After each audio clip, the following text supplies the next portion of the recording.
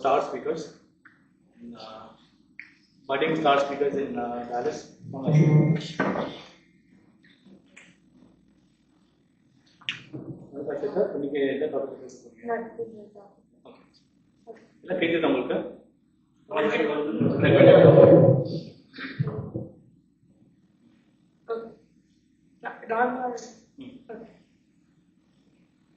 நட்பு என்ற வார்த்தையில வந்துட்டு 3 எழுத்துக்கள் தான் இருக்குது. ஆனா அதுல இருக்க அர்த்தம் வந்துட்டு கடலை விட பெரிதானது. இப்போ வாழ்க்கையில முன்னை பின்னே உண்மை போய் கஷ்டங்கள் வெற்றிகள் நிறைய வந்துட்டேதான் இருக்கும். அதே போல நம்ம நட்புலயும் நிறைய இருக்கும். ஆனா அந்த நட்பை நம்ம எப்படி பிறரிடம் காமிக்கிறோன்றது எப்பொழுதும் வந்துட்டு நம்ம கைகள்ல மட்டும்தான் இருக்குது. திருவள்ளுவர் எல்லா தலைப்புக்குமே ஒரு அதிகாரம் தான் எழுதியிருக்காரு. ஆனா நட்புன்ற தலைப்புக்கு மட்டும் 5 அதிகாரம் எழுதியிருக்கிறாரு. இந்த 5 அதிகாரத்தை நம்ம படிச்சாலே முதல் அக்கு வரைக்கும் நல்ல நண்பர்கள் தீய நண்பர்களை பத்தி நம்மளால பேச முடியும். ஆனா இவர் இத்தனை குரல் எழுதியிருந்தாலும் அதுல இருக்க சில குரல் எனக்கு பிடித்தமான குரலை பத்தி தான் நான் உங்கள் முன் என்று பேச வந்துள்ளேன். முதலாவது குரல், உணர்ச்சி பழகுதல் வேண்டாம், உணர்ச்சி தான் நட்பாம் கிழமை தரும்.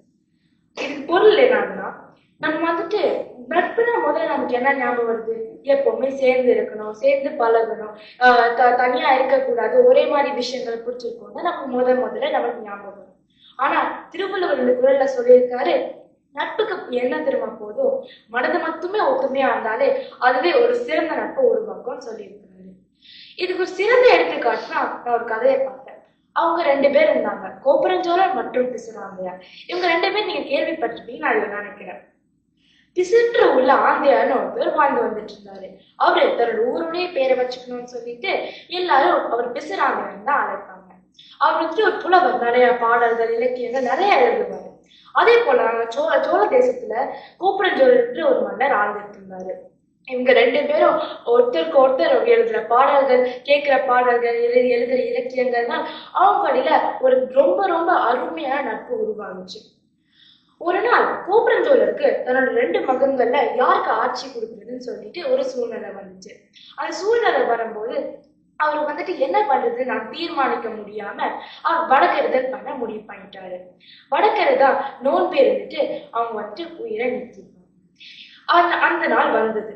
அப்ப வந்துட்டு அவரு தன்னோட மந்திரிகள் எல்லார்கிட்டயும் சொன்னாரு, இந்த மாதிரி நான் ரொம்ப நாள் அந்த பிசிராந்தையர் பார்த்துதான் வந்துட்டு நான் உயிரை நிற்குமே சொன்னாரு. எல்லாருக்குமே வந்துட்டு கொஞ்சம் ஆச்சரியமா ஆயிடுச்சு. என்னடா ஒரு நாள் கூட பழகல, ஒரு நாள் கூட பேசல, திடீர்னு என்னடான்னு கேட்டாங்க எல்லாரும். சரின்னு எல்லாரும் காத்திருந்தாங்க. அப்பதான் பிசிராந்தையருக்கு ஏதோ நம்ம நண்பன் கஷ்டம் இருக்குன்னு சொல்லிட்டு ஒரு உணர்வு மனதில் வந்துச்சு. அப்ப உடனே அவர் சோழ தேசத்துக்கு போய் அந்த தகவல் தெரிய வந்தது. அந்த தகவல் தெரிந்த உடனே அவரும் சேர்ந்து பிசிராந்தையாரோட அவரும் சேர்ந்து கோப்பரஞ்சோழரோட வழக்கிருந்து 2 பேரும் சேர்ந்து உயிரை நீத்தனர். இப்படி ஒரு தடவை கூட பேசிக்காம, ஒரு தடவை கூட பழகிக்காம இவ்வளவு ஒரு நட்பு, நல்ல நட்பு எப்படி உருவாகுச்சுன்னா அது அவங்க 2 பேரும் மனது ஒத்துமையா இருந்தனால்தான். இன்னொரு குரல், முகநக நட்பது நட்பல்ல, நெஞ்சு தாகநக நட்பது நட்பு. முகம் மட்டும் மலரும்படி செய்வது உண்மையான நட்பு இல்லை, மனசும் மலரும்படி செய்வதுதான் உண்மையான நட்பு என்று அவர் சொல்லியிருக்காரு. இப்ப இதுக்கு நான் வேற எங்கேயாவது போய் எடுத்துக்காட்டு கண்டுபிடிக்கணும்னு அவசியம் இல்லை. என்னோட வாழ்க்கையிலேயே இது ஒரு சிறந்த எடுத்துக்காட்டு நான் கண்டுபிடிச்சேன். நான் வந்துட்டு இது வரைக்கும் சின்ன வயசுல இருந்து நான் கலிபோர்னியால தான் இருந்து வளர்ந்தேன். அங்க என்னோட கிண்டர் கார்டன்ல இருந்து சேர்ந்து வளர்ந்த நண்பர்கள் அவங்க வந்துட்டு எனக்கு ரொம்ப ரொம்ப பிடித்தமான நண்பர்கள். கடைசியில எனக்கு டெக்ஸஸ் வரணும்னு சொன்னதுக்கு அப்புறம் அவங்க எல்லாம் விட்டு வர எனக்கு சுத்தமா மனசே வரல.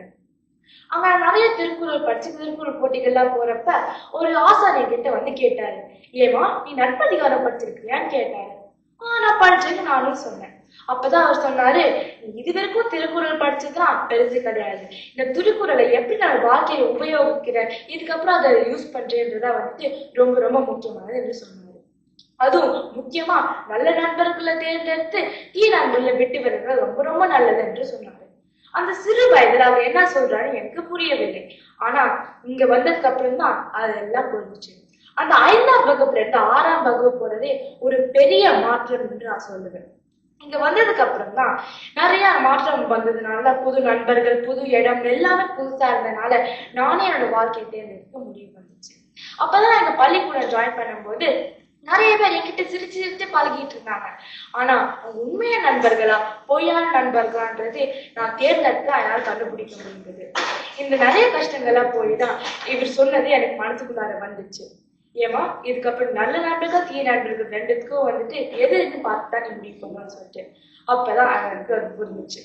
இந்த மாதிரிதான் நம்ம எல்லாரும் நம்ம கிட்ட சிரிச்சு சிரிச்சு பேசினாலும் யார் உண்மையா அவங்க தீயவங்க நம்ம எப்பவுமே மனசுல நல்லா உபயோகித்து நல்லா அவங்களுக்கு தெரிஞ்சதுக்கு அப்புறம் தான் நம்ம எப்பவுமே முடிவு பண்ணணும். கடைசியில ஒரு சின்ன குரல் மற்றும் ஒரு சின்ன கவிதையோட முடிக்கணும்னு ஆசைப்படுறேன். குரல்: உடுக்கை இழந்தவன் கை போலே ஆகிய இடுக்கை தலைவர்தான் நட்பு. எப்படி நம்ம ஆடை நம்ம கிட்ட நழுவி போகும்போது டக்குன்னு நமக்கு அதை போய் பிடிக்குதோ அதே போலதான் நம்ம நண்பர்கள் ஏதாவது ஒரு கஷ்டங்கள் இருந்தா கூட டக்குன்னு போய் நம்ம அவங்களுக்கு உதவணும். கவிதை: ஒரு துளி கண்ணீரை தடுகிறது உண்மையான நட்பு இல்லை, மறுதுளி வராமல் தடுகிற நட்பு தான் உண்மையான நட்பு என்று சொல்லி வாய்ப்பளித்தமைக்கு நன்றி.